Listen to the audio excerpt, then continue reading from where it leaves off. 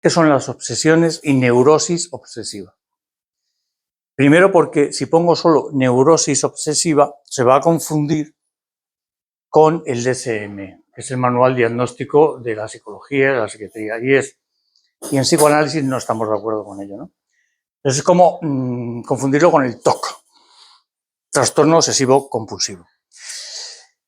El problema es que no hay una diferencia en la realidad, en la praxis, en la práctica, entre TOC y obsesiones. Es decir, no hay una diferencia. Por ejemplo, TOC y TAG, que le gusta mucho, que era muy científico, trastorno de ansiedad generalizada, porque hay rumiamientos, no sé qué, no sé cuánto, tal.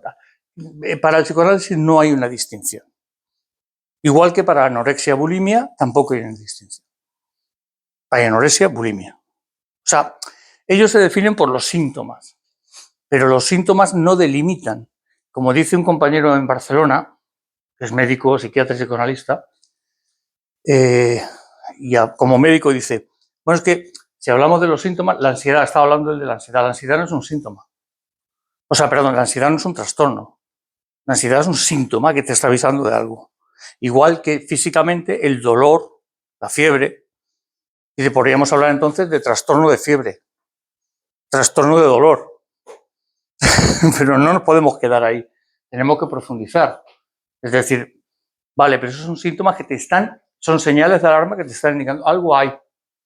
Algo hay. Entonces, en cuestión de las obsesiones, es lo mismo. La obsesión es un síntoma. Es un síntoma. Ahora, cada uno tiene su peculiaridad y su forma, ¿no?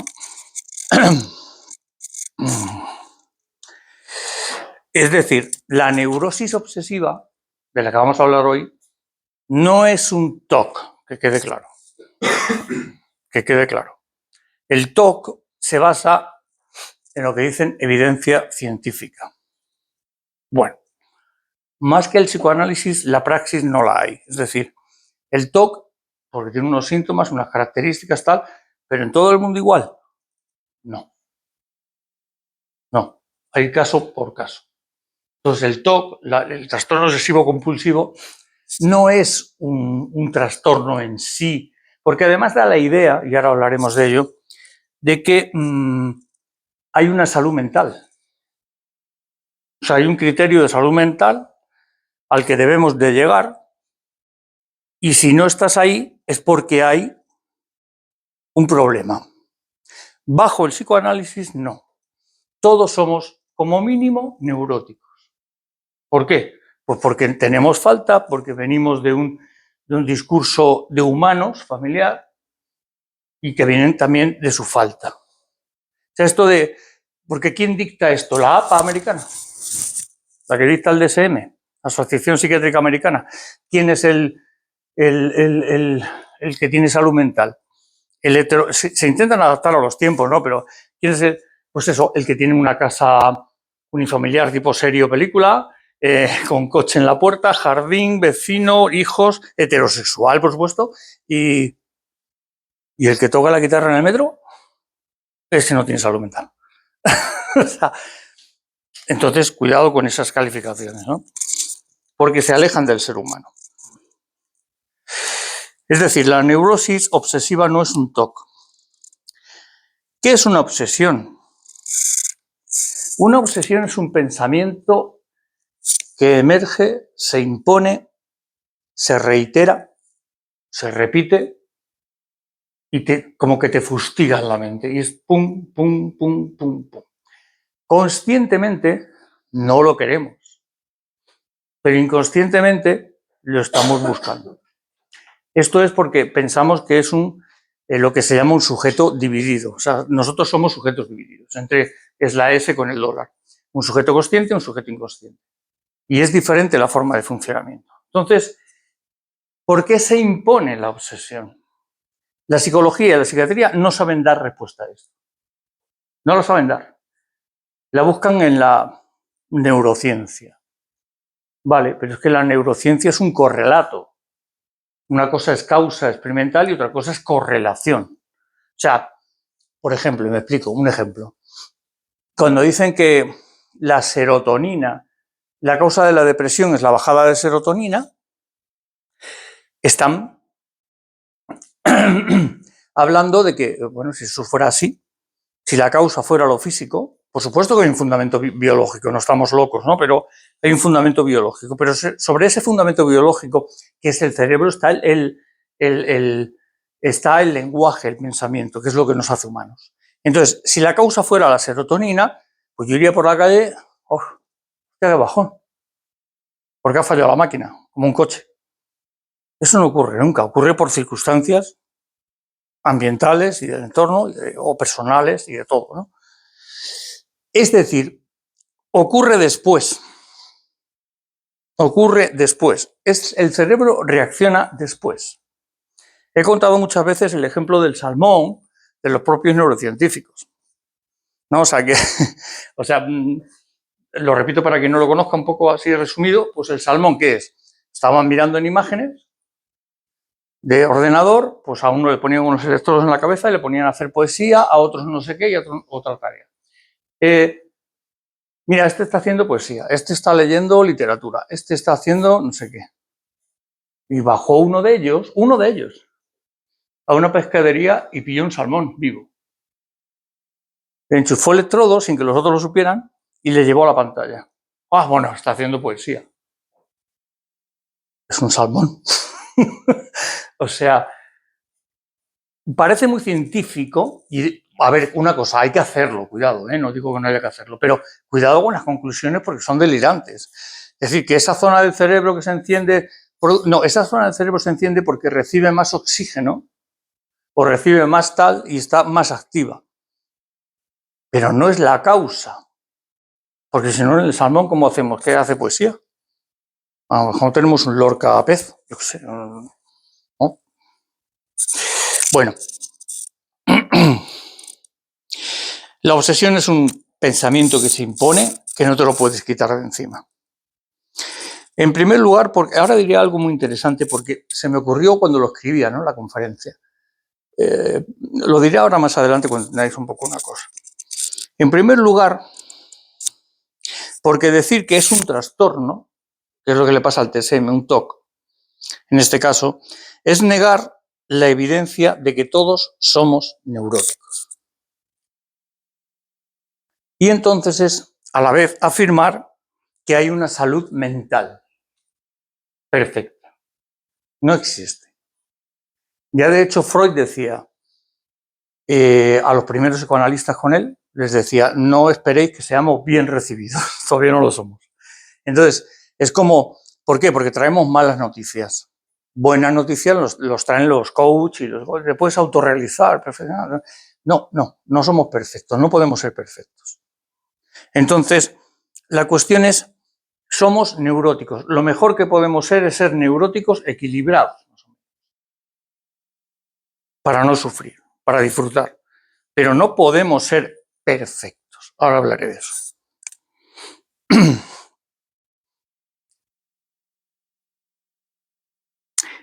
Quiero distinguir primero entre una estructura. Cuando hablo de estructura, hablo no de trastornos ni de enfermedades, sino de personalidad. Hay solo dos estructuras.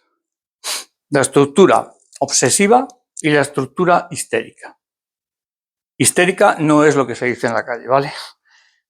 Es lo contrario del obsesivo. Es decir, a la histérica hay que obsesivizarla en terapia y al obsesivo hay que esterilizarla, que sea histérico, vamos un poquito. Entonces la cuestión es, estructura, repito, no es una enfermedad, no es un trastorno. ¿Qué es estructura? Las dos, estructura obsesiva y estructura histérica, cuando tengáis algo que decir, lo decís, que no estoy aquí yo impartiendo saber. Las dos son una forma, según el psicoanálisis, de no alcanzar el deseo, de seguir manteniendo la falta. Como ahora diré, la falta no es una desgracia. Para los coaches esto sí, pero la falta no es una desgracia, es lo que nos mantiene como humanos para evolucionar. Si no tengo algo que hacer o algo que aprender, ¿qué hago? Nada, pues ya estoy perfecto. Entonces, la cuestión es que la falta es eso. Decir que hay salud mental es que puedes alcanzar a ser un ser perfecto sin falta. Eso no existe ni en medicina. Mínimo una dioptría de la vista, una caries de la boca tienes. O sea, no existe. No somos perfectos y no podemos serlo. Y ahí vienen muchos de nuestros problemas, como ahora vamos a ver.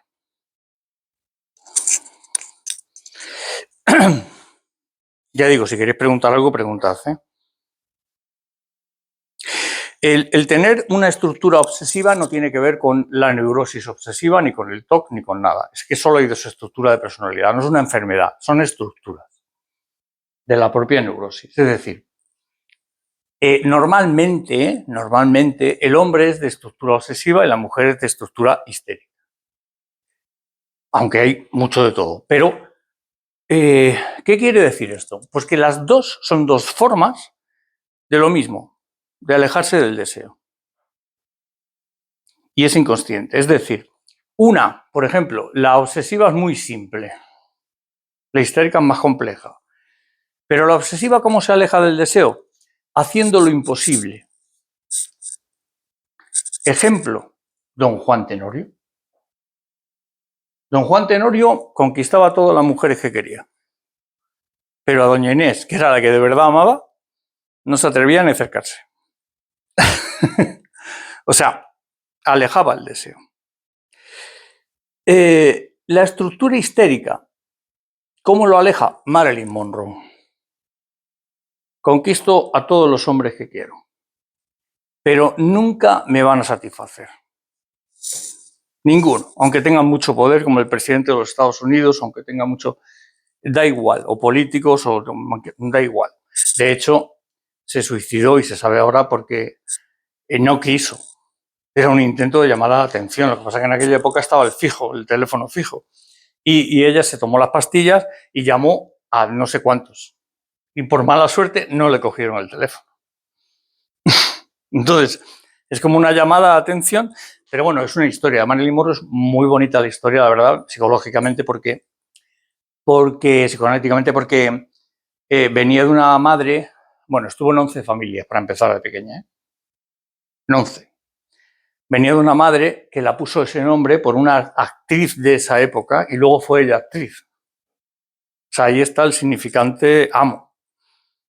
Y luego ella fue actriz, pero nunca logró colocarse en posición con respecto al hombre, por ejemplo, con respecto a la pareja. Nunca lo logró. Era deseada y era lo que, bueno. Pero la histérica, ¿qué hace? ¿Tengo el deseo del hombre? Vale. Mañana vengo, vamos, en minifalda y me entrego a ti lo que tú quieras. Mañana no viene. Esa es la histérica, ¿no? O sea, no es la histérica que conocemos en la calle, que se habla de histérica. Eso no, eso es un absurdo. De chillar y de no sé qué. No, es otra cosa. Entonces, la cuestión es, y los dos, obsesivos e histéricos, como estructura, como personalidad, se alejan del deseo. El obsesivo lo hace imposible, la histérica también, pero a su manera. Tengo todos. La histérica en grado supremo es la que tiene los teléfonos de todos sus ex, sigue manteniendo todos unos no sé cuántos, porque no quiere, y cuando uno no tiene contacto en un año, le escribe por algo. Tiene que mantener el contacto con el deseo de... Ah, me desea. Vale, ya está. Ahí se acabó la cosa, no hay más. Pero ella sí tiene lo que quiere, ¿no? Tiene lo que quiere. Tiene el deseo del hombre. O sea, la histérica no desea al hombre. Bueno, a ver, estoy hablando de hombre, que hay hombres histéricos, ¿eh? No desea al hombre, desea el deseo del hombre. Que todos estén a sus pies. detrás de ella. Por eso digo Marilyn Monroe, que todos estén a sus pies. Sin embargo, el obsesivo puede ser el más ligón, como Juan Tenorio, la obra, pero a la que de verdad te interesa, no te acercas. Eres un patoso. O sea, son formas de evitar el deseo.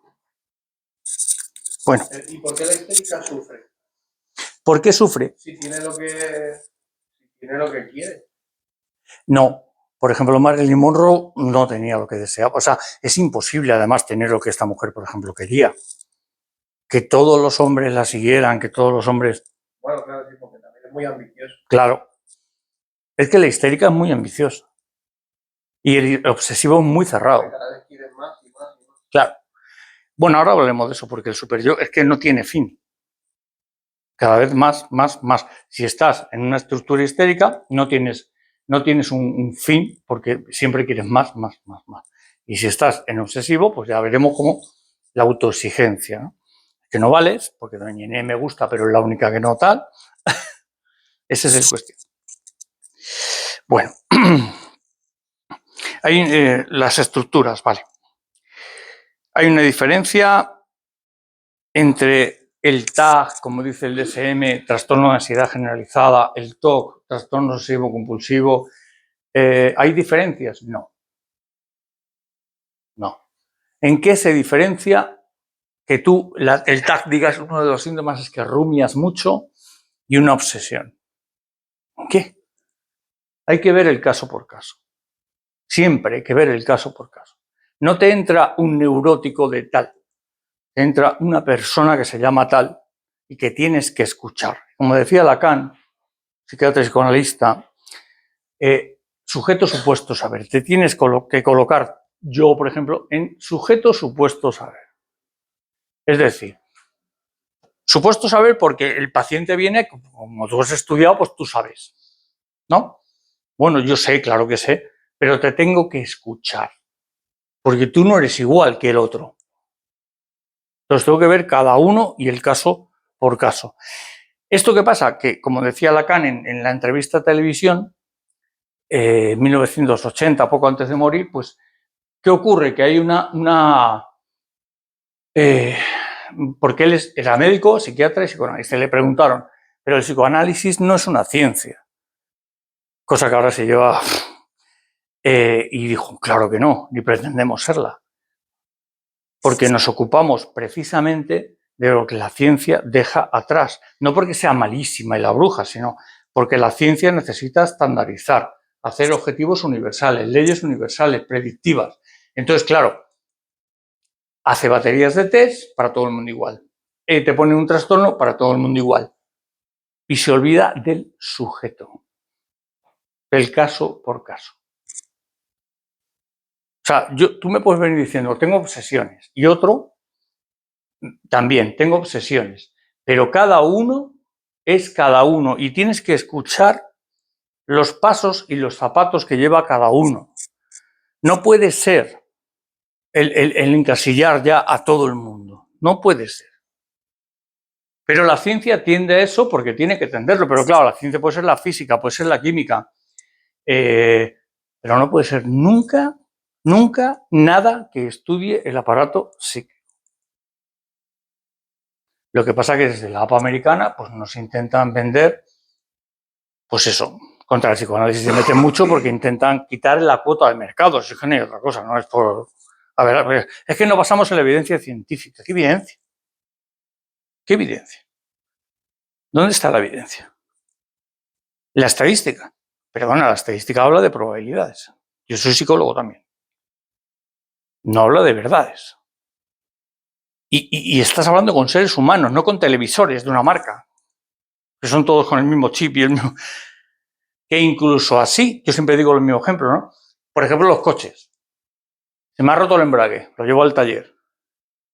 Bueno, pues son máquinas, sí, pero fíjate, incluso así hay subjetividad, porque depende de cómo tú hayas usado el embrague y no otro.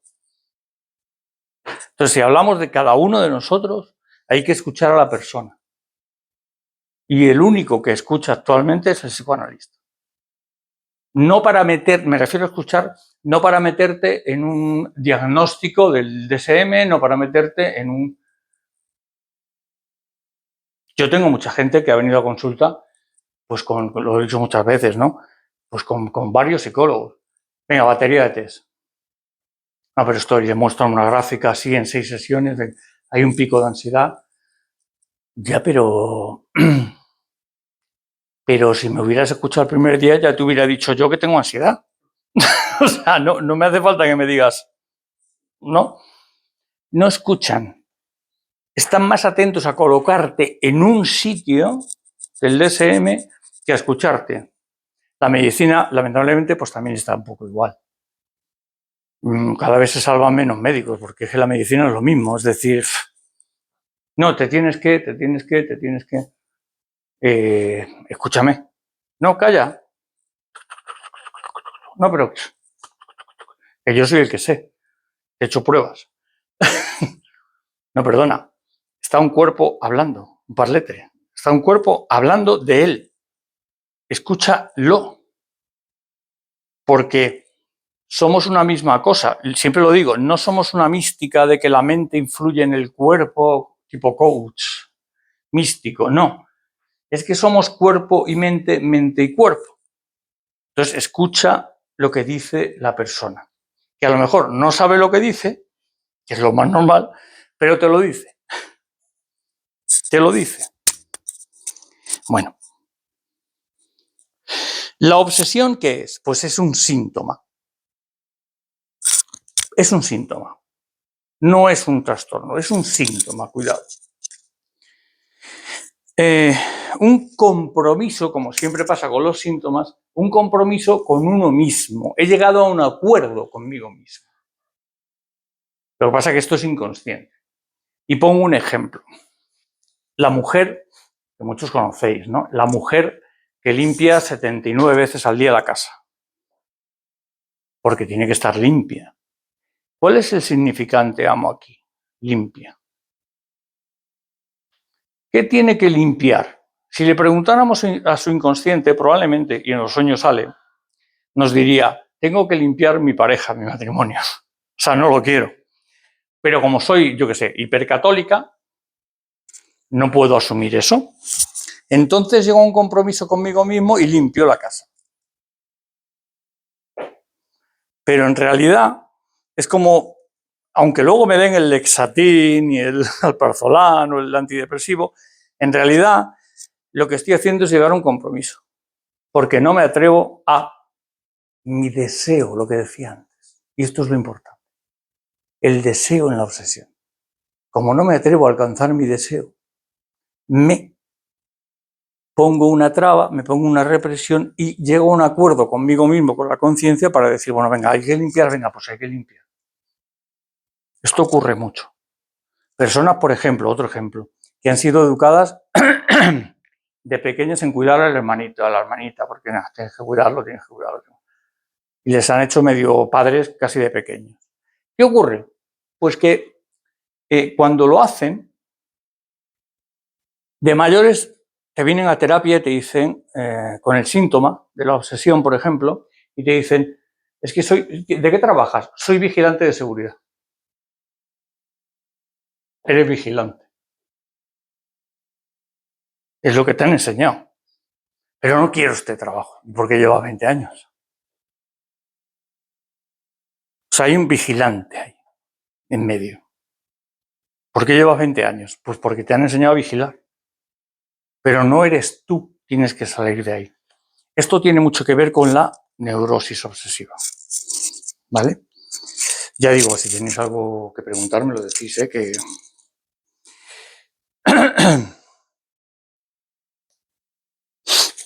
El obsesivo, bueno, el síntoma siempre es una metáfora, como dijo Lacan. El síntoma siempre es una metáfora. En el ejemplo de la mujer que limpia 79 veces, pues se ve claro. Es una metáfora, o sea, sustituye una cosa por otra. Por eso Lacan decía que los poetas saben más de psicoanálisis que nosotros. Porque utilizan todo ese tipo, metáforas, metonimias, tal, ¿no? ¿Qué pasaría si no llegas a ese acuerdo? Hay casos que no... Si hablamos de neurosis obsesiva, ¿por qué has llegado a un acuerdo?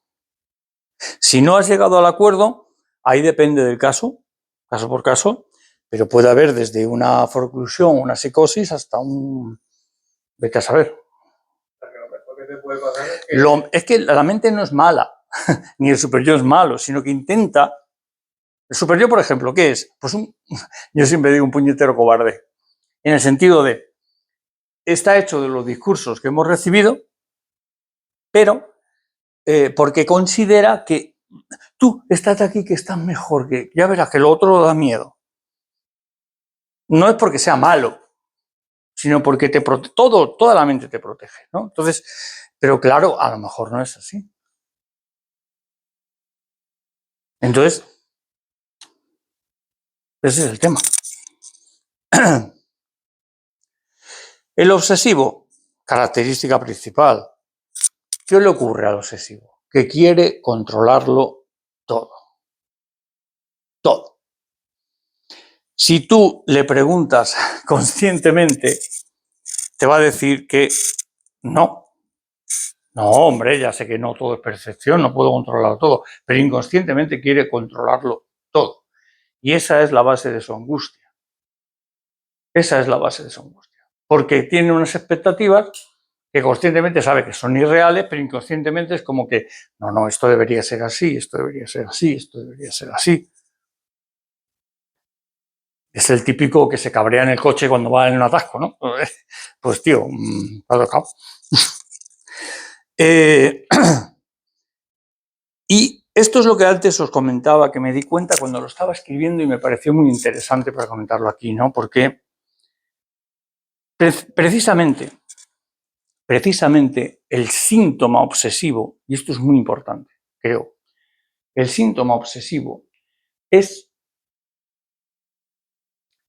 lo que le está mostrando continuamente al sujeto obsesivo que no se puede controlar todo.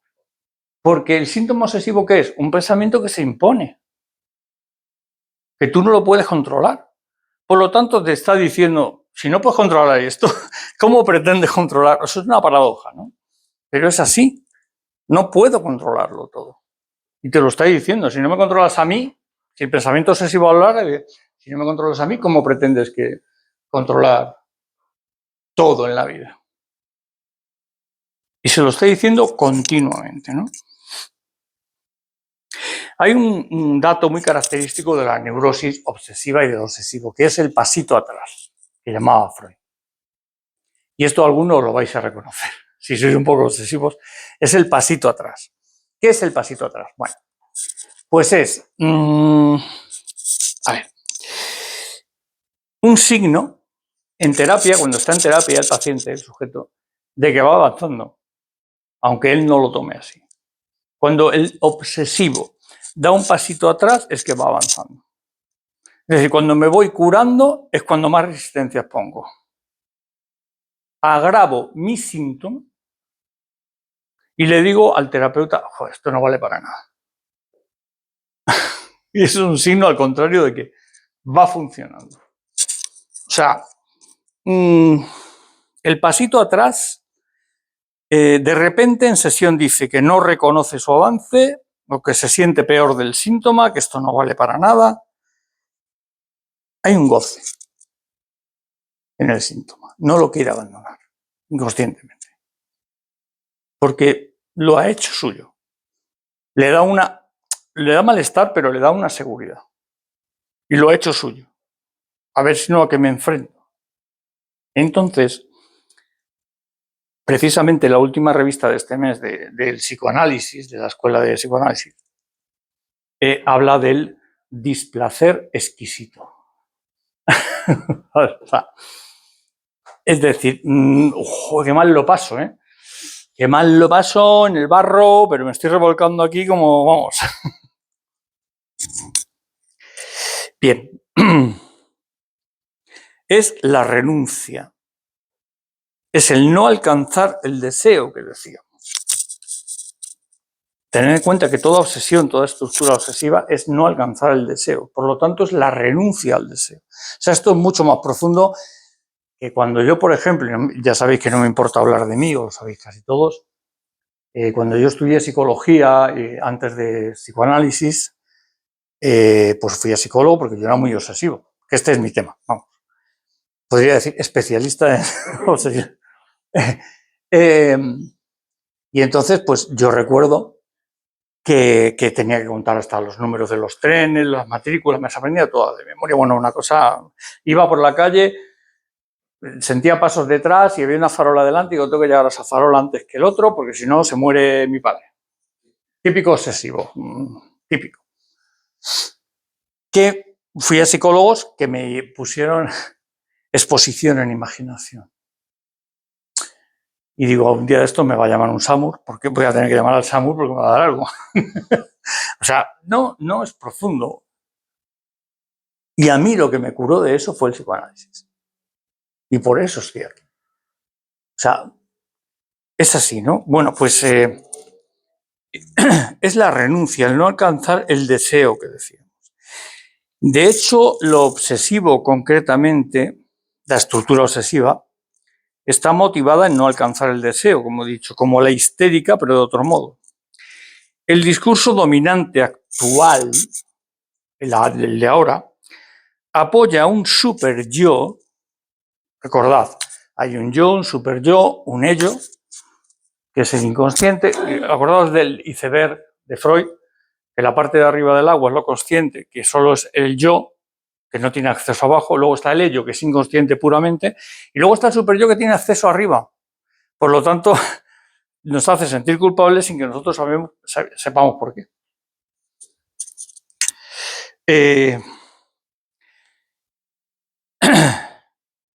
El discurso dominante actual apoya a un superyo cuyo imperativo y su mandato actualmente es: lo quiero ahora, goza ya.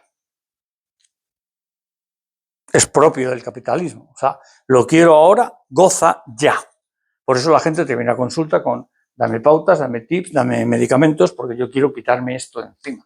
Como si eso fuera algo que se le ha pegado a la chepa, ¿no? Y se puede... No, pertenece a ti, son compromisos tuyos. No es así. Pero hay quien lo promete, ¿eh? Yo 15 sesiones, te curo, vamos, lo que tú quieras. Si pagas más. Y si pagas más rápido. En 24 horas. Esto refuerza el superyo. Esto anterior refuerza el superyo rígido, de controlar todo, de no tolerar la incertidumbre. El obsesivo no tolera la incertidumbre. ¿Qué va a pasar mañana? ¿Y si? Es que no sé quién, es que hoy a lo mejor estoy bien, pero ¿y mañana? ¿Y si pasa? Pero si mañana no existe, mañana va a ser lo que tú hagas hoy. Entonces, o mañana viene una llamarada solar, como digo siempre, y nos vamos todos de barbacoa. No existe. ¿A cuánta gente le ha pasado eso además, no? Yo siempre digo el ejemplo, porque lo leí, me impactó, del tsunami, de una pareja norteamericana que estaba en el tsunami aquel famoso, y el marido era un empresario y estaba todo el día con el teléfono, porque cuando vuelva tengo que solucionar esto. Se lo llevó el tsunami. ¿Y ahora qué? Eso es la incertidumbre. Es como si el superior piensa como si no fuéramos a morir nunca, como si seguimos sus pasos, estaremos siempre protegidos. No es cierto. No es real. El superior tiene mucho de imaginario. El ser humano se mueve mucho en lo imaginario, en lo simbólico y en lo real. Y el superyo tiene mucho de imaginario. Porque está aquí sentado en un trono en la cabeza, pero no va a la realidad. Siempre pongo un ejemplo también. Por ejemplo, el superyo te puede atormentar a un obsesivo con decir: un día de esto se te va a ir la mano según estás tan tranquilo, la mano derecha, y te va a pegar un bofetón. Y tú te puedes angustiar. Joder, la mano derecha. No, pero no tiene acceso a lo motor. No tiene acceso. Es el yo el que tiene acceso. ¿Pero te puede asustar? Sí, si tú lo crees. ¿Pero cómo? Vamos a ver. O sea, intenta, sí, y puedes tener miedo y, se me va a ver la mano, me va a dar un torno. No te va a pasar si tú no quieres. Porque el yo es el que tiene acceso a lo motor. O sea, él solo puede actuar desde su trono.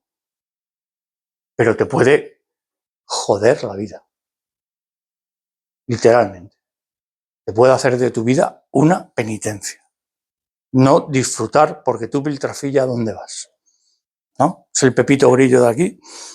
¿Dónde vas tú? Si te falta esto, claro, siempre te va a faltar algo. Tenemos falta a todos, o sea. Pero es un mecanismo de... sea, es un mecanismo de supervivencia Claro. que en algunos casos será beneficioso. No, es beneficioso, no es el malo de la película. El problema es que viene de que está hecho el superyo, del discurso, sobre todo familiar y por supuesto de la cultura de la que vienes y tal, ¿no? No es lo mismo haber nacido aquí que en Arabia Saudí. Entonces, la cuestión es un discurso familiar que lo que intenta es protegerte también. O sea, todo nuestro aparato psíquico intenta protegerte. Pero claro, ¿de qué manera? No te muevas de aquí, no te salgas del tiesto, que aquí estamos seguros. Y te impide ser tú. Mira mamá lo que decía, mira papá lo que decía. Sea así. O sea, no es un malo. ¿Me entiendes? O sea, no, por eso lo del ángel y el diablo es un poco... No es el malo. Lo que pasa es que te prohíbe, te inhibe. Y claro, tú tienes que ser tú y salir del discurso. Exacto, hay que flexibilizarlo. O sea, el superyo, yo siempre digo que cuando Freud descubrió eso fue en un libro que era El malestar en la cultura, que creo que debería ser obligatorio en institutos, o sea, el malestar en la cultura por lo menos. ¿Por qué? Porque ahí es donde Freud acaba diciendo, el sentimiento de culpa es inherente al ser humano, no se puede evitar. Por eso la falta. Es decir, el vivir en sociedad no puede ser si no hay un superyo. Porque si no, unos estarían follando en aquella esquina, cagando en aquella, meando en aquella.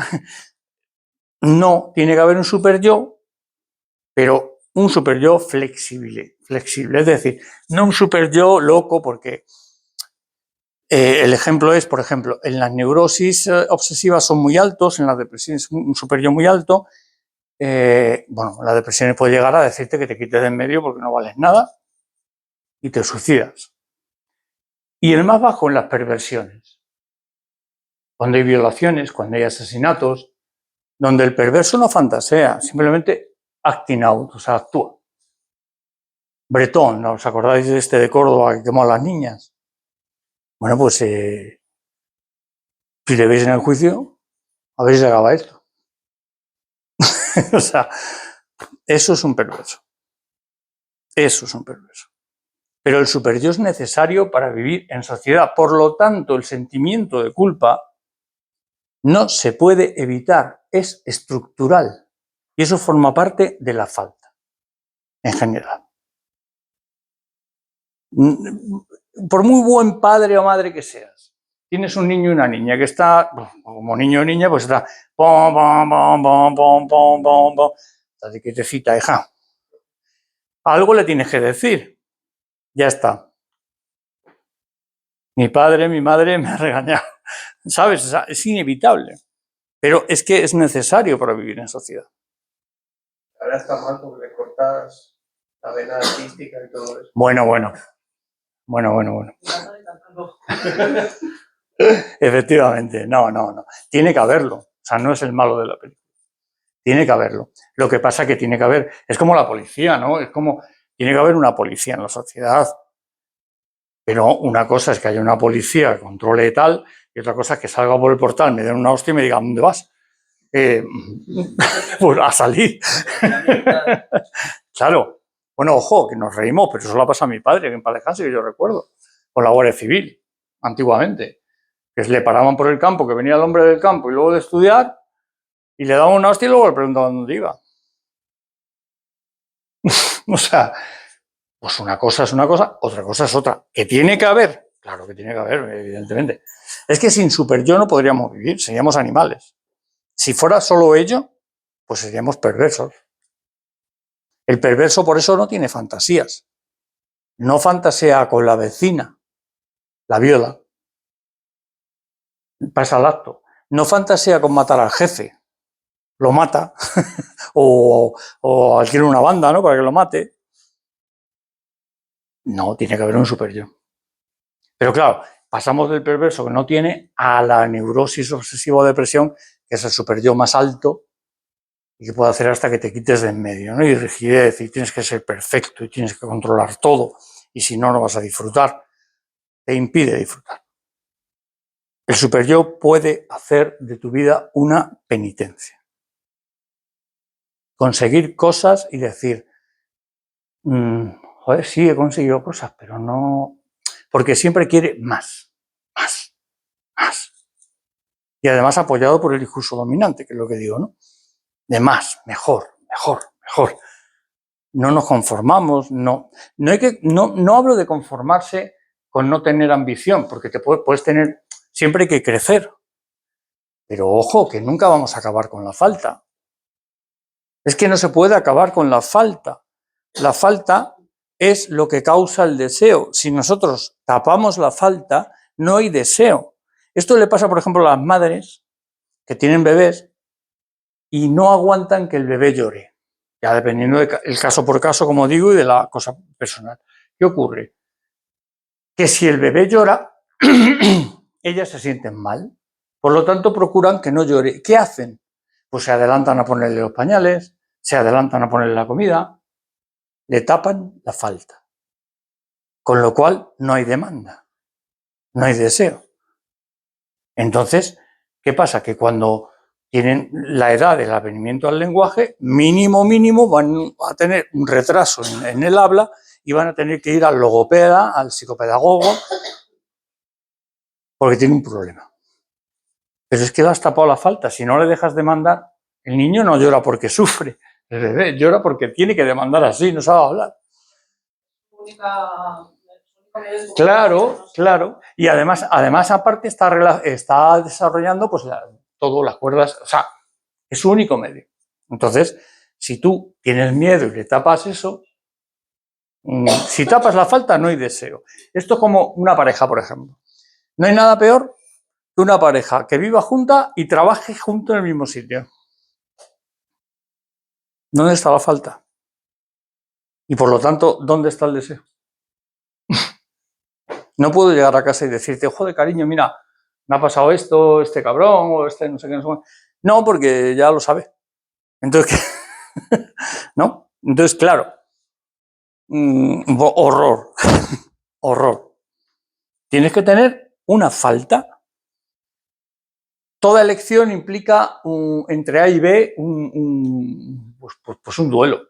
Porque yo, entre un Mercedes y un Audi, pues tengo que elegir uno, no puedo tener los dos. Lo que pasa es que si elijo el Mercedes, hago duelo por el Audi. Y luego no puedo estar, joder, es que el Audi tenía esto, y o al revés, ¿no? No. Siempre hay falta. Uno no va a tener lo que el otro. Pues igual cuando elegimos pareja o amigos o lo que sea. Tenemos que tener en cuenta la falta del otro, que no es una desgracia, repito, sino la falta del otro existe. Y no hay nadie sin falta. No existen príncipes ni princesas azules. Lo siento. O sea, no existen. Existen humanos y historias. Y esta es la cuestión, ¿no? ¿Cómo son las faltas de la gente que lo puede tener todo? Muy chulas, ¿no? Hay muchas veces que yo comento por ejemplo, podemos pensar, joder, yo podía haber tenido otra infancia, ¿no? Y tener una familia que me diera todo, ¿no? Y no sé qué. Bueno, pues yo he tenido pacientes que lo han tenido todo y han venido a terapia. ¿Por qué? Porque el problema ahí, para que veas la falta, es que lo que estaban esperando en su vida adulta es que en el tema laboral, tema amor, lo que sea, esperaban el maná del cielo, porque les había venido siempre, de su madre y de su padre. Entonces, inconscientemente estaban esperando que viniera mamá Dios o papá Dios a... No, no. O sea, que no hay... Por eso digo que no existe la salud mental. No hay una posición, no la podemos imaginar, porque claro, yo he tenido a lo mejor una familia horrorosa y que hay gente que la tendrá maravillosa y que cómo me gustaría a mí. No, no existe eso. Es lo que Lacan decía en un seminario, ¿no? Cuando le preguntó un médico psiquiatra, le dijo, pero hay gente que vive feliz por la calle. Y dice, si usted piensa eso, usted no ha entendido nada de psicoanálisis. Todo el mundo tiene una falta. Todo el mundo. Esta es la cuestión humana. Lo que pasa es que en el cientificismo se han dedicado a categorizar esas faltas. Y de ahí viene el DSM y los trastornos. No son trastornos. Por eso este hombre decía, bueno, es que, pues no sé, el médico, ¿no? Trastorno de ansiedad. La ansiedad es un síntoma. Entonces hay trastorno de fiebre y trastorno de miedo y trastorno de dolor. No, son síntomas, te están indicando, es una señal de alarma, te están diciendo algo pasa, ocúpate del incendio. Si vas al médico, que lamentablemente, y lo sabéis, ocurre ahora mismo, es que tengo un dolor aquí, tómate un ibuprofeno y cada 4 horas un paracetamol. Ajá. ¿Y las pruebas? Porque a lo mejor hay algo. No. Yo sé, tú me vas a contar. El supuesto saber, ¿no? Pero cuando ya vayas 10 veces.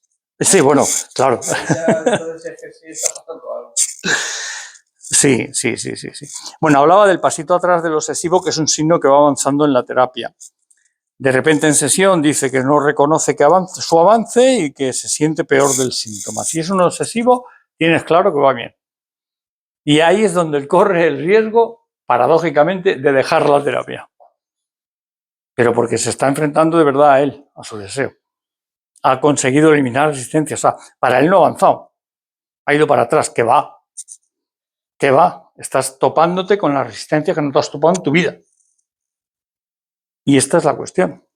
Por eso Lacan, Freud, Winnicott decían, si tú te mantienes, lo único que hay que desear es que el paciente siga viniendo a sesión. Por el paciente me refiero.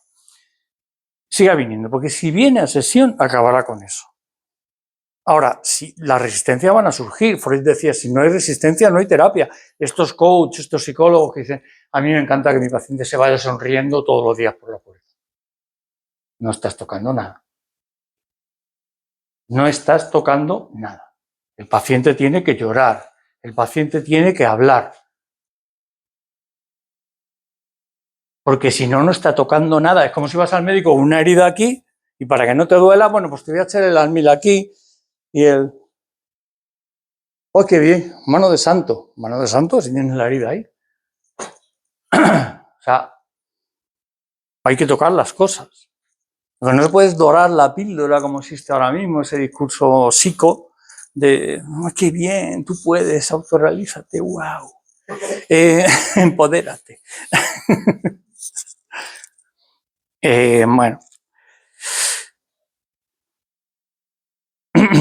El discurso dominante actual es, apoya un superyo, cuyo imperativo es lo quiero ahora, goza ya. Eso refuerza el superyo rígido de controlar todo, no tolerar la incertidumbre y con la autoexigencia, claro. La prueba es que actualmente muchos pacientes vienen diciendo, además es que es una inmediatez el superior actual, ¿no? Pues eso lo que decía antes, que dame pautas, dame tips. Digo, pero ¿tú qué crees? ¿Que tu trastorno es una cosa ajena a ti, como si fuera un virus que te ha venido y se puede quitar? Ni siquiera un virus. No voy a entrar en ese tema, ¿no?, de medicina, pero hablando con amigos médicos, ni siquiera un virus. Un virus viene porque tu sistema inmunológico depende de... Es mucho más complejo. No, pero me das un medicamento y me lo quitas. No, tu ansiedad te está diciendo por aquí no. Tu depresión te está diciendo por aquí no. Si quitamos la ansiedad, siempre pongo el ejemplo del fuego. Hay un fuego en tu casa, un incendio, y suena la alarma de incendios, que es muy ruidosa. ¿Qué es lo que me molesta? La alarma de incendios, porque todavía no he visto un incendio. Pues llamo a alguien, un técnico, para que me quite, un experto, para que me quite la alarma, porque me molesta, te la quita. ¡Ay, qué bien, qué mano de santo! Ya veremos con el fuego. Ya veremos. Entonces, no, son avisos, son avisos evolutivos, además, que se han ido construyendo en la evolución para poder, el cuerpo y la mente, pues cada uno con su síntoma, darte una señal de que algo está pasando en tu vida. La ansiedad suele ser siempre, además yo lo tengo en los años de práctica, siempre suele ser que te está diciendo, algo no va bien, va a formar camino. no es tu camino. Es así, porque si no, pensad de qué. No es un producto de estímulos ni de nada. Es decir, es un producto de... Porque el mismo estímulo a 10 personas, a cada uno responde de una manera. Entonces, uno con ansiedad, otro con depresión, otro le importa un rábano, el otro, aquí hay algo. Entonces, hay que cuestionar, decir, a ver, esto me está avisando de algo, porque no es el por qué solo, sino el para qué. ¿Para qué me está pasando esto? ¿Qué me estoy diciendo? Por eso cuando decía en la última conferencia, los sueños, autopista al inconsciente, los sueños te dan una idea, bueno, te dan una idea, es una autopista, o sea, te dicen el para qué, porque es tu inconsciente el que lo fabrica, eres tú. ¿Por qué pasa esto? Y lo hace además por autopista, ¿por qué? Porque duerme la conciencia. Entonces tiene vía libre y en forma de imágenes te muestra lo que te quiere decir. Claro, la conciencia cuando se despierta dice, o lo borra o dice, esto es absurdo, esto es una gilipollez, he soñado con un dragón. No. Habrá que ver qué significa para ti el dragón y en el sentido de ver qué quiere decir el inconsciente, qué te ha querido decir. Entonces, esa cuestión es muy importante, igual que los actos fallidos, los lapsus, todas las formaciones del inconsciente, incluido el síntoma, como estamos hablando hoy, del síndrome obsesivo. Eso se repite, es el automatón. ¿Por qué? Porque intento controlarlo todo. ¿Por qué el inconsciente tiene dos características? Una es que no pasa el tiempo, que es atemporal. Esto de agua pasada no mueve molino, eso no vale. Es decir, no es que vayamos a cambiar el pasado, es que el pasado está aquí. Es un mito de los que hablan por ahí. No, es que el pasado está aquí. Entonces, está actuando. Eso una. Y la otra, el automatón, la repetición. ¿Por qué se repite? Porque es un bucle en el que entra nuestra mente intentando solucionar el problema como un algoritmo de software. Voy a tú, otra vez. Pero claro, si no lo hago consciente, me voy a tropezar siempre en la misma piedra. Hay un problema, por lo tanto hay que hacerle caso. Pero ¿por qué no lo soluciono? ¿Por qué siempre elijo la piedra, por ejemplo, el mismo tipo de pareja? Otra vez. Algo te está diciendo esto. Por eso digo el para qué. ¿Para qué me pasa esto? No, ¿por qué, Dios mío, me pasa? No, ¿para qué? ¿Para qué me pasa? Para que me dé cuenta de qué. No, en la mente no hay, cuando hablamos de yo, super yo y ello, como he dicho antes, no hay enemigos ni amigos. O sea, son todos tus amigos, eres tú. Pasa que cada uno entiende tu confort de una manera. El super yo lo entiende como eso. El discurso que has recibido, mantente aquí, no te salgas del tiesto, que vas a estar muy bien. No es porque vaya contra ti. El ello dice, yo quiero, ¿sabes?, expandirme, no sé qué, no sé cuánto. Que hay que conseguir un equilibrio que te permita expandirte, según el ello, y mantener lo que decía, una policía equilibrada. Porque si no... Es que también ahora, cuando ves dibujos de la ansiedad, ¿no?, en redes y cosas, siempre es un monstruo que te coge por detrás. Ya, sí, ya. O un que te hace... Pero porque está influido por la APA americana. Eso a la gente se le mete en la cabeza. Claro. Esa imagen de... Es que la ansiedad es un monstruo. Bueno, pues evidentemente no lo pasas bien, pero tienes que preguntarte para qué y empezar a analizarlo. Lo que no valen son pautas superficiales para eliminar la ansiedad. Vale, ¿y qué hacemos con el problema que te está diciendo la ansiedad que hay? Porque la ansiedad te está diciendo, hay este problema. No, vamos a poner unas pautas de evidencia científica, por supuesto, para decir, venga, una desensibilización sistemática. Poco a poco te acercas y te vas quitando el miedo. Mi abuelo no tenía estudios y en Badajoz me enseñó a montar en bici así. Tampoco sabía las leyes de Mendel e injertaba plantas. Y sin ver un tutorial. Y sin ver tutorial de expertos. Es que, claro, el problema es que luego los psicólogos, como no se psicoanalizan, ¿qué ocurre? Que se ponen delante de y es que lo tengo en la práctica diaria con mis pacientes. Gente que ha venido de muchos psicólogos, se ponen delante y si no actúas con el protocolo, se empiezan a angustiar y te pueden echar incluso. Mira, mejor que te derivo porque... Pero sí, pero profundiza un poco, por favor, no, ¿sabes? Ese es el tema. Pero bueno, ¿qué hora es? Bueno.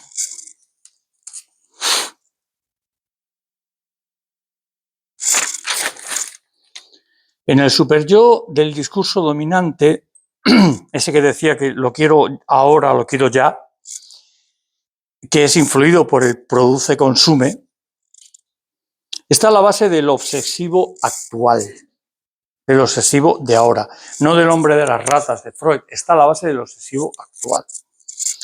Del quiero controlarlo todo y lo quiero ya. La gente, a mí me contó una persona que he conocido en una farmacia, que trabajaba en una farmacia, y me dijo, a mí me ha llegado alguna diciendo, dame una pastilla para... Pero no existe. Dice, no, pues tiene que haber algo, porque la ciencia... o sea... Cuando hablamos en psicoanálisis de la falta, hablamos no como una desgracia, como he dicho antes, sino como el motor de nuestra vida, de nuestra evolución.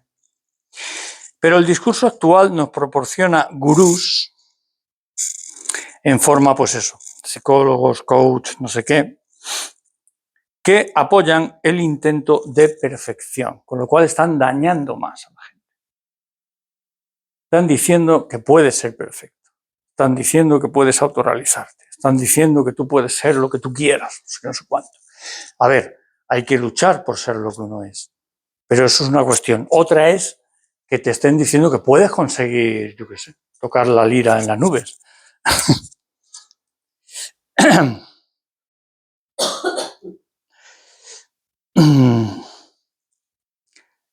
Del superyo individual. Bueno, no existe la perfección.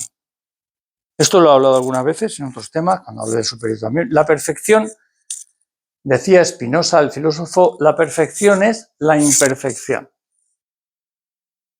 ¿Por qué? Ahora pondré ejemplos. Porque si el ADN, al replicarse en el ARN, no tuviera, o sea, fuera perfecto, seguiríamos siendo amebas. Esto biológicamente. ¿Por qué? Porque no hay mutaciones. ¿Qué son las mutaciones? Errores, imperfecciones. Si la Luna no fuera el fragmento de un choque entre planetas, no existiríamos aquí, no estaríamos aquí. Entonces, si las leyes cósmicas fueran perfectas, no habría vida. Por eso la perfección es la imperfección. Pero así en todo, en todo. El tener la falta como seres humanos nos obliga a evolucionar, a mejorar. Es como el burro con la zanahoria, ¿no? No lo va a alcanzar nunca, pero Eduardo Galeano, el escritor uruguayo que murió, en una entrevista le preguntaron, ¿usted cree en la utopía? Todavía dice, claro, siempre. Dice, pero sabe que no se puede alcanzar. Dice, claro que no. Dice, pero si no creyera en la utopía no me muevo. O sea, hay que ir moviéndose en el objetivo que tenemos. Bueno. Si se pregunta a cualquiera, esto es muy bueno porque esto el discurso dominante es genial, lo hace muy bien. Si tú preguntas a cualquiera, conscientemente te va a decir, hombre, ya lo sé. La perfección no existe. Mentira, no se lo cree ni él. Inconscientemente está buscando.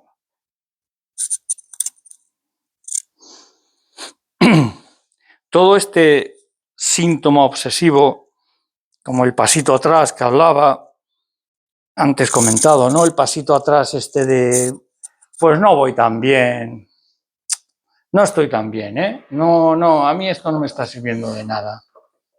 Es una huida, porque te está sirviendo. Lo que pasa es que hay miedo ahí a enfrentarte, ¿vale? Y una resistencia. Se ve reflejado también esto en los obsesivos que tienen rituales compulsivos. Por ejemplo, el que tiene que revisar 5 veces la llave del gas, el que tiene que revisar 5 veces la llave de la puerta o del coche o el no sé qué. Esto es una manifestación en plan conducta conductual de lo mismo. Es una manifestación conductual de ese pasito atrás. Es decir, el obsesivo hace todo eso tanto mentalmente como conductualmente. Es decir, va y dice, venga, voy a cerrarla y voy a ser consciente. Cierro la puerta, la llave, vuelvo aquí. Joder, ¿la he cerrado? Vuelvo otra vez. ¿No? Es un pasito atrás porque lo necesita como resistencia para asegurarse que todo no va a cambiar de repente. Porque no hay nada peor para el obsesivo que todo cambie de repente. Por eso, incluso aunque sean cosas buenas, no lo disfruta.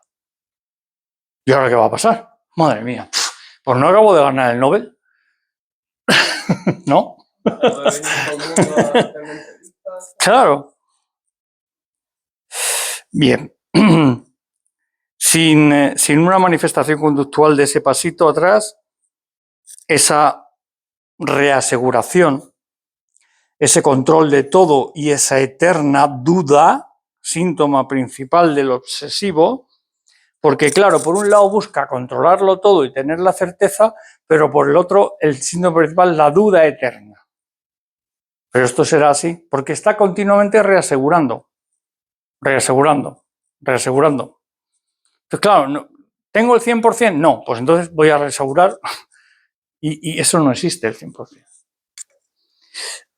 Cuando no se manifiestan rituales que se ven como lo de la llave, lo de la puerta, lo del coche o lo que el gas, en forma de conducta es porque los rituales son mentales. Entonces no se ven fuera, son mentales. Vuelvo a hacer lo mismo, pero en la mente, con un pensamiento. Voy a reasegurar, voy a reafirmar, voy a tal, voy a no sé cuánto.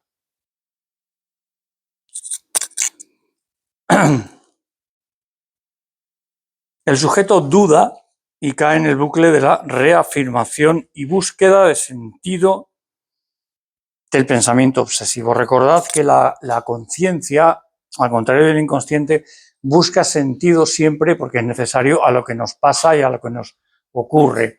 Esto en psicología, como siempre se queda en la superficie, se llama disonancia cognitiva. Es decir, tengo que ser coherente con lo que me pasa y con lo que pienso. Porque si no, no podría vivir. Bueno, pues es psicoanalíticamente es dar un sentido consciente a lo que el inconsciente me está mandando a hacer. ¿Cómo es que voy siempre a la misma piedra? ¿Por qué siempre encuentro la misma mujer o el mismo hombre? ¿Por qué? Pues esto le damos un sentido. Porque tiene que ser coherente, si no, no podríamos vivir. Lo que pasa que eso es el fantasma que llamamos en psicoanálisis. Esa es la película como interpretamos el mundo. Y esto es esencial, porque el fantasma es lo que nos dirige. Otro mito del psicoanálisis es cuando dicen, bueno, ves que la infancia la has modificado, a lo mejor ni te acuerdas. Digo, pero lo que me interesa es como los sueños, ¿por qué has modificado así? ¿Qué está influyendo para que la modifiques así? Para que tú hables de esto ahora. A mí no me interesa, no vamos a cambiar el pasado. Entonces, hay que hablar del pasado para eso. Entonces, la cuestión es esa.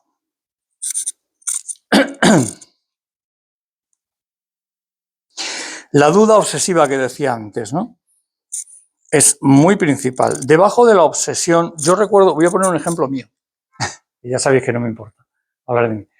Cuando yo era pequeño y me enseñaron, maldito el día, entre comillas, que me enseñaron en el colegio, los planetas, el sistema solar, madre mía, me tiré meses sin dormir. Dormía al lado de mi abuela y empezaba a pensar, pero detrás de Plutón, ¿qué hay? Está Dios. Y vale, pero está Dios. ¿Y Dios qué pasa? ¿Que ocupa todo? ¿O está...? Una tortura, ¿eh? Pero una tortura obsesiva. Bueno. Debajo de la obsesión, cosa muy importante. Como debajo de todo síntoma, no solo de la obsesión, ¿qué está? El eterno sentimiento de culpa. La obsesión es un látigo. hay un sentimiento de culpa inconsciente. ¿Vale? Ahora voy a explicar un poquito. La obsesión es un autocastigo masoquista por sentimientos de culpa. Esa es la definición psicoanalítica. ¿Qué ocurre? ¿Por qué es un pensamiento masoquista? Porque me lo merezco. Me autofustigo por sentimientos de culpa inconscientes. Los conscientes, recordad, que no hacen síntoma.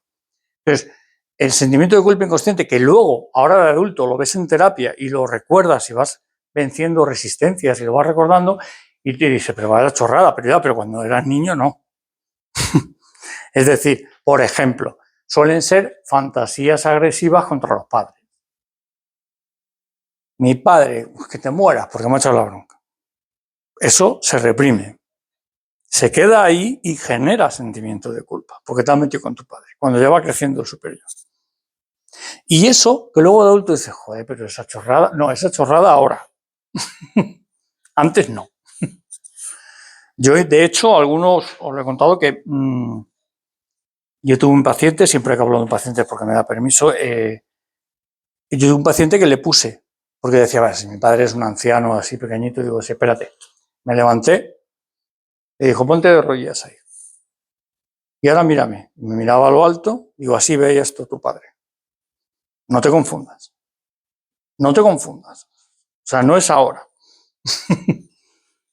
Y aunque dijera la mayor chorrada del mundo, si a ti te impactó, era palabra a misa. Esos son los significantes amo, los significantes inconscientes que determinan nuestra vida muchas veces. Ya, pero ya de mayor, ¿cómo voy a...? Sí, me decían gilipollas o inútil, pero yo ya sé que no lo soy. Vale, ¿y por qué te pasa todo esto que te está pasando? ¿No? Pero ya la mente, como decía antes, la disonancia cognitiva de los psicólogos, es decir, le da un sentido, le da una justificación. Bueno, esto me pasa porque, no sé, bueno, es muy típico lo de qué razón tenían mis padres, qué razón. Soy un inútil, macho. No, no tienen razón. Estás obedeciendo el mandato. Bueno, a lo mejor no eres un inútil, pero tú estás obedeciendo el mandato. Y eso es la cuestión principal, ¿no? Decía que debajo de toda obsesión, como debajo de todo síntoma, está el eterno sentimiento de culpa. La obsesión es un autocastigo masoquista por los sentimientos de culpa, con lo cual la terapia va dirigida a ir venciendo resistencias y sacar los sentimientos de culpa. Y esto, evidentemente, necesita trabajo y tiempo. Como ahora es el lo quiero todo, lo quiero ya, pues el psicoanálisis es que es muy lento. Vale, pues nada, quien te diga en 20 sesiones te curo esto, que me lo diga, por favor, porque no voy a perder el tiempo. O sea... El sentimiento de culpa consciente, como digo, no genera culpa. Yo te hago algo y te digo, ay, perdona, porque me he dado cuenta de que te he hecho daño, por lo que sea, pero me siento mal, sí, pero rectifico, se acabó el sentimiento de culpa. Tiene una función. Ahora, cuando se mantiene en el inconsciente, es lo que genera el síntoma. La prueba es que en el molde de la obsesión cabe cualquier tema. La prueba es que de que es un autocastigo, la obsesión, es que yo puedo cambiar una obsesión por otra. De hecho, muchos pacientes vienen con una obsesión determinada, de repente se pasa y vienen con otra, y luego vienen con otra, porque no es el tema, que parece que es lo que les preocupa, la obsesión de turno. No, es que tengo que fustigarme. Por lo tanto, hay un goce. Y vulgarmente, nunca mejor dicho, es una paja mental. O sea, gozas en realidad, malamente, pero gozas de eso. En lo que decía antes, el displacer exquisito, ¿no?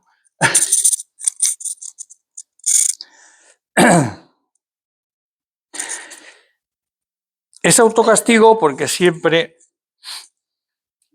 tratas tener que teme el sujeto. Ah, bueno, sí, el látigo, con el que se puede torturar. Por ejemplo, el tema es indiferente y va cambiando, como digo, con el molde. Yo he tenido pacientes, por ejemplo, que si viene un chico, viene de una familia supercatólica, por ejemplo, y viene con la duda obsesiva de si es homosexual, por ejemplo, ¿no? Claro, a él le afecta, por lo tanto se fustiga. Sin embargo, un homosexual no tiene ninguna duda. O sea, no, es con lo que me puedo fustigar, con lo que me puede doler. O sea.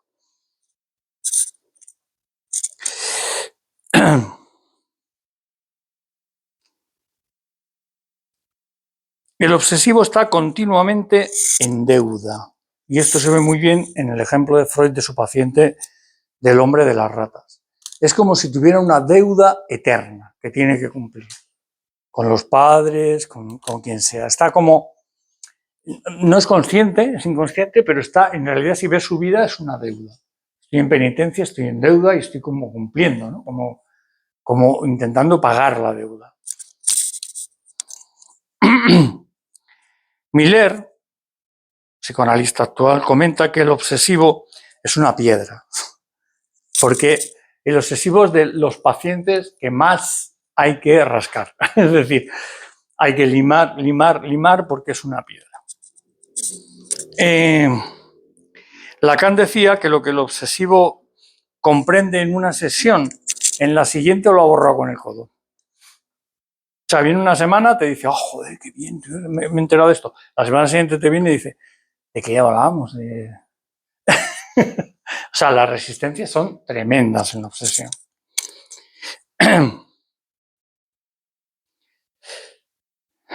Y Lacan decía que un ejemplo muy bueno, que muchos habréis oído, que el obsesivo es una metáfora muy buena, un ejemplo. Es como aquel que está siempre haciendo la maleta y te puede dar clases hasta de cómo hacer una maleta para que quepa todo, pero nunca se va de viaje. Ese es el tema. O sea, no hay acción. Hay solo acción en su mente. Hay solo... ¿Pero para qué? Lo que decía al principio, por la propia estructura obsesiva, para no alcanzar deseo. Para no alcanzar deseo y para fustigarse. Y deseo implica disfrutar, implica, no sé, estamos aquí en la vida, la falta es el motor de la vida, tienes que disfrutar, tienes que bailar, tienes que hacer sexo, tienes que, yo qué sé, o sea, la vida. No, el obsesivo está como a piñón, con su historia y su... Pero eso sí, luego te dice, no, me gustaría tener una vida más activa. Claro, pero eso es consciente. Eso es consciente. Freud decía, hablando de un caso que era el del hombre de los lobos, que la duda es el síntoma más fuerte del neurótico obsesivo y el medio preferido por la resistencia. Mientras que tenga duda, no me voy a mover en lo real. Por lo tanto, aunque conscientemente tengo dudas, tengo no sé qué, no me voy a mover. No quiero moverme. Hay un meme de dibujo, ¿no? Que aparece Bob Esponja en el sofá tumbado en el diván y el analista, ¿no? Y se levanta Bob Esponja y dice, un momento, yo he venido a hablar de mi neurosis, no que me la quite. Pues algo así. Algo así. El hombre de los lobos que decía se apoyaba en la duda para que todos los esfuerzos, decía Freud esto, terapéuticos resbalaran. Esto es típico, como he dicho al principio, del obsesivo. Es decir, no, pues voy peor, va mejor. Eso es que va mejor. Pasa que voy peor, porque esto no me vale de nada, porque no sé qué, no sé cuánto. Vale. Estoy llegando a un punto en el que no quiero toparme, ir más allá me da miedo. Punto. El pasito atrás que decía, ¿no? Esto es la neurosis obsesiva. Bueno, yo termino aquí, pero preguntad cualquier cosa o o criticad cualquier cosa. Lo del pasito atrás es sí, porque el paciente ya no encuentra ese placer de tener todo bajo control. Efectivamente. Y de ahí su duda de seguir haciéndolo bien para conseguir el control. Sí, justamente, sí. Es como que, porque en realidad quiere controlarlo todo, pero no. No, porque si lo controlo, ostras, no tengo falta, no tengo, he alcanzado el deseo. En que su trabajo termine, no va a continuar claro, esa intenta de mejora. Sí, porque me ha pasado a mí. Como he dicho, no me importa hablar de mí. Yo era muy obsesivo y a mí el psicoanálisis me liberó muchísimo de eso. Pero es verdad, es como una búsqueda de control, pero no quiero control. Es mentira. Y al final, cuando lo consigues, y yo he tenido mis periodos en terapia también, de decir, joder, mira, voy a dejar esto porque esto es una gilipollas, estoy gastando dinero y en realidad, no, luego me di cuenta. Por eso decía antes que el deseo tiene que ser seguir. Lo único que tiene que desear en esta es que el paciente siga y pasará fases. Es que llevo 4 años y yo no noto avance, va avanzando. Es curioso, ¿no? Pero es paradójico, pero es así. Es decir, no. ¿Cuándo avanzan? ¿Cuándo dicen los pacientes que avanzan? Cuando van a un psicólogo o coach y les dice, oye, tengo tal problema. A ver, si tú eres lo mejor del mundo, sales de allí reforzado. ¡Guau! Estoy empoderado, ¿no? Estoy avanzando. No, no estás avanzando. Yo tengo un ejemplo de una paciente que fue a una coach que le cobró 160 euros. Hizo, además, 40 constelaciones familiares. Bueno, que te dicen que en una ya... Sí. ¿Qué pasa? Que me vino, dice, yo salí de la sesión súper contenta, paciente con 40 y tantos años, ¿no? Súper contenta porque esta coach me hizo bajar al chino, compré una agenda, me planificó todo. Digo, ¿cuál era tu problema? Porque me lo había contado antes. Dice que mi padre me planifica todo. Bueno, pues sales contento porque te ha planificado otra vez la vida, pero ya me dirás tú la solución. Desde luego, si no se la planificas, se va a sentir mal, pero es que esa es la solución. A lo mejor haberla dejado algo de libre. Eso es. Esto se juega mucho con la transferencia. Tiene una conferencia de eso. Y la transferencia del paciente. Cada paciente hace una transferencia contigo, pero tienes que aprovecharla a su favor. Es decir, no sé, hay quien te toma por su padre y hay quien, ¿sabes? Bueno, vale, incluso psicóticos, ¿eh? De echarte la bronca y de decir, es una mierda, Manuel, porque tu libro es una mierda y esto no vale para nada. Ya, pero estás aquí. Justo después de decirme este paciente, yo con mi padre me ponía unas mallas rosas a posta y me las rompía para ver si me echaba la bronca y no me hacía caso. Claro. Entonces yo no me pongo como sujeto, me pongo como objeto y le digo, sí, y al final le digo, claro, hijo. Chica. Claro. Es que hay que saber jugar con la transferencia. La transferencia no es como en psicología se entiende el rapport, que es simplemente una relación cliente, o sea, llevarte bien. No. El paciente inconscientemente hace una transferencia contigo. Y tú tienes que jugar con esa transferencia. A su favor. Pero lo que no es analizar, el psicólogo sí que corta enseguida esa transferencia. La corta. La corta. Pero porque ellos no se han... No haya dualidad. Claro, pero porque ellos no se han analizado, no saben ponerse. Por eso en psicoanálisis, una de las cosas en la formación de un psicoanalista es estar psicoanalizándote de por vida. Yo vengo todos los miércoles. Pero es que es así como te puedes colocar en el lugar de objeto para el paciente. Porque hay pacientes que los han echado, sobre todo psicóticos, como te digo, de psicólogos, porque les ha insultado ese día. Ellos se lo toman a lo personal y dicen, mira, yo no te puedo tratar, porque no sé qué. No, pero si no es lo personal, tío. No es lo personal. Claro. Es el día, un día soy el mejor del mundo y otro día soy el peor, pero hay que ver por qué. O sea, tienes que trabajar a su favor, para eso te paga.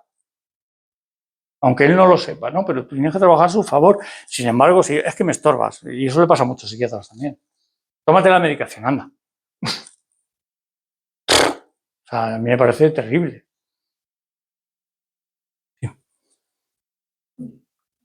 Antes él ha hecho, cuando el ejemplo de la mujer que limpia, cuando no se llega a ese acuerdo.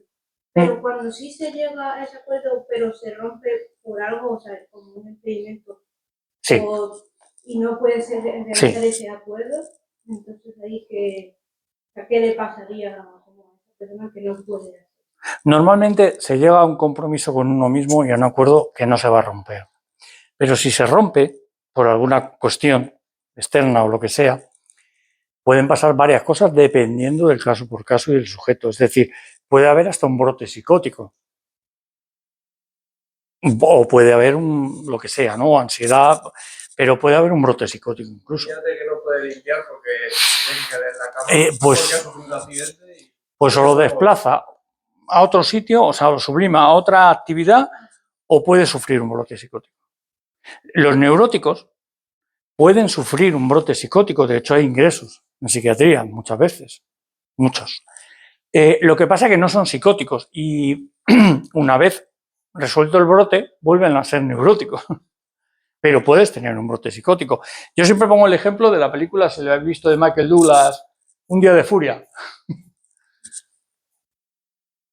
Un tío que va a currar, se cuenta con un atajo por la mañana y no veas.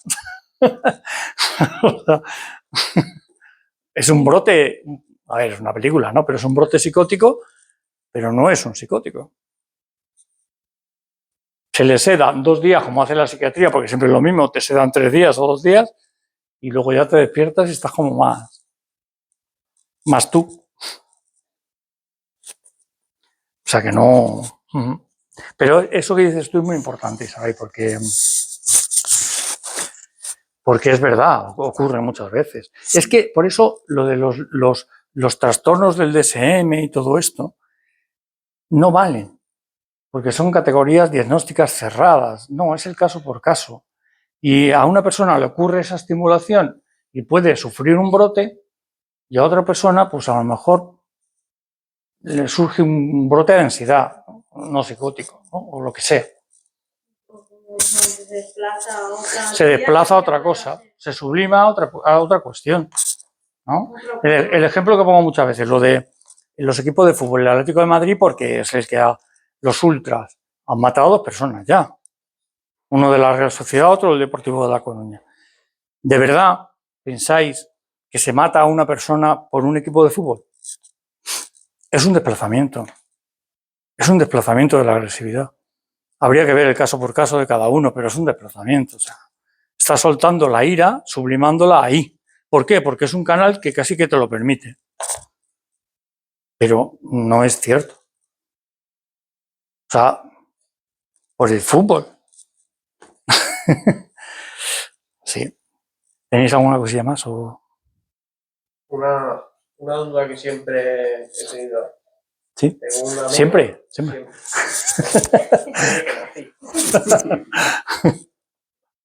Tengo un amigo de toda la vida que tenía esos rituales, ¿no? En plan, tenía que saltar siempre un escalón, siempre el mismo escalón.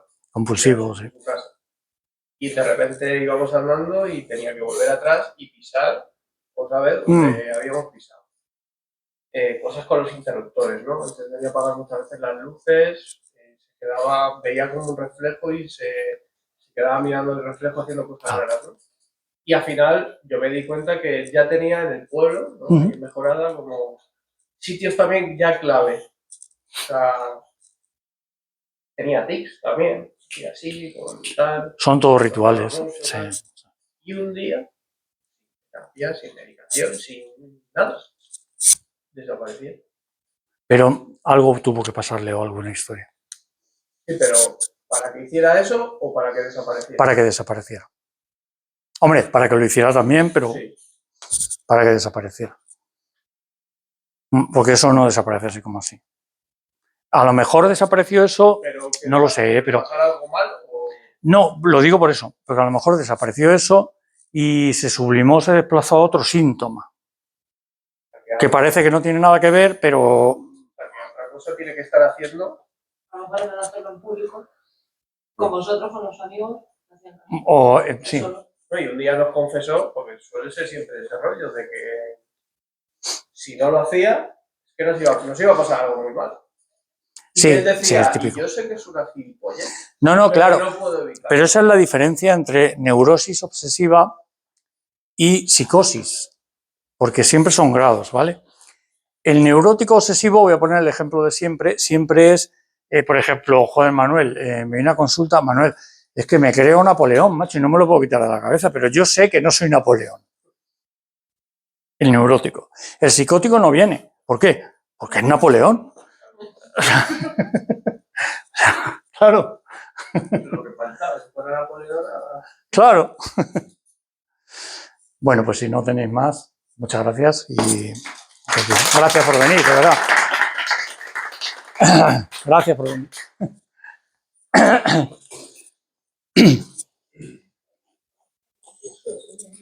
Ay. Manuel, se te ha caído el... Ah, la gomita, ¿pero ahora o...? Ah, vale. Gracias, hasta luego. Bueno, Loli, muchas gracias. Gracias, Loli.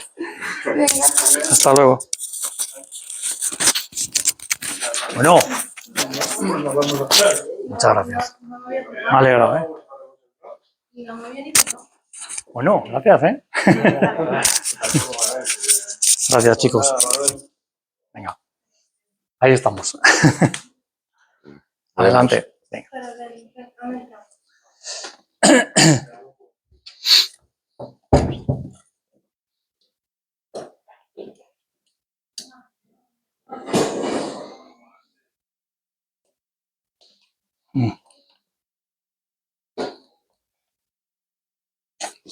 Ah, ¿qué tal, Juan? Espera que voy a...